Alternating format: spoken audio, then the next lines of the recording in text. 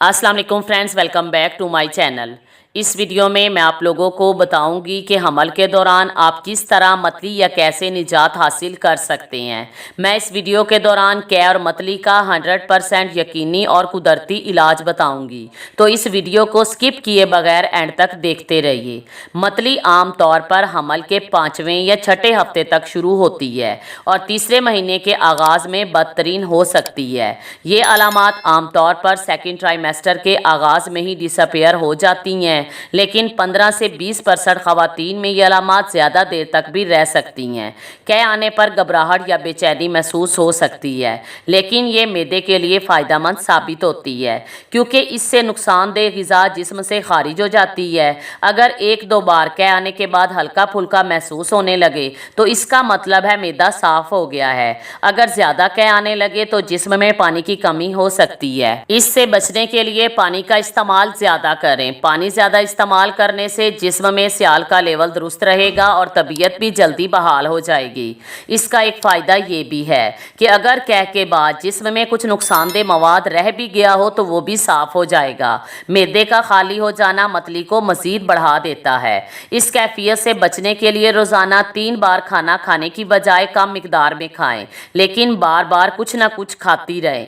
पेट भरकर खाना ना खाएं। चिकनाई वाले खाने, बहुत मीठे खाने, मिसालेदार खाने और गैस पैदा करने वाले खानों से बचने की कोशिश करें। माहिरीन के मुताबिक सेहत बख्श ग़िज़ा का इस्तेमाल मतली के इम्कानात को कम करने में मदद देता है। मतली के लिए अदरक भी बहुत मुफीद होती है। अदरक मैदे की तेज़ाबियत और जलन को दूर करती है। ये मतली की कैफियत को रोकने में मुआविन है। आप रोज़ाना 10 ग्राम तक अदरक का इस्तेमाल कर सकते हैं। अदरक की चाय भी पी सकते हैं, चबाकर भी इस्तेमाल कर सकते हैं और खानों में भी इस्तेमाल कर सकते हैं। माहौलियाती मुहर्रिकात ख़ास तौर पर तेज़ बो, सिगरेट का धुआं, परफ्यूम और कोई भी दूसरी चीज़ जो आपको मुतासिर करती है उससे बचें।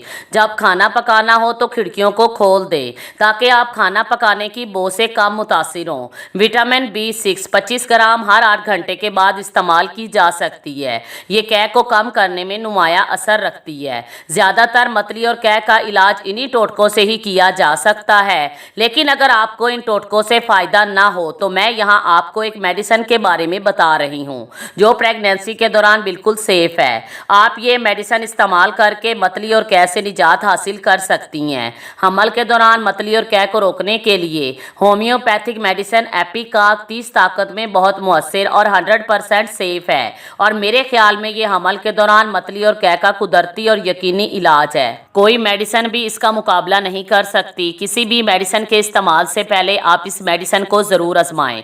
इसके अलावा एक और मेडिसिन जिसका नाम NVP है, NVP गोलियां इस्तेमाल करें। अगर आपके यहाँ ये गोलियां दस्तयाब ना हो तो आप किसी भी ब्रांड की बनी हुई डोक्सिलामाइन के नाम के फार्मूले की टैबलेट्स यूज़ कर सकती हैं। ये मतली और कै को रोक देती हैं, लेकिन गनुदगी का बाइस बन सकती हैं। मुसलसल और शदीद कै पानी की कमी का बाइस बन सकती है। इसके लिए तिबी तवज्जो की ज़रूरत होती है। अगर कै के साथ पेट में दर्द हो या ख़ास तौर पर कै में ब्लड आ रहा हो तो ऐसे में फ़ौरन डॉक्टर से रब्ता करना चाहिए। Thanks for watching.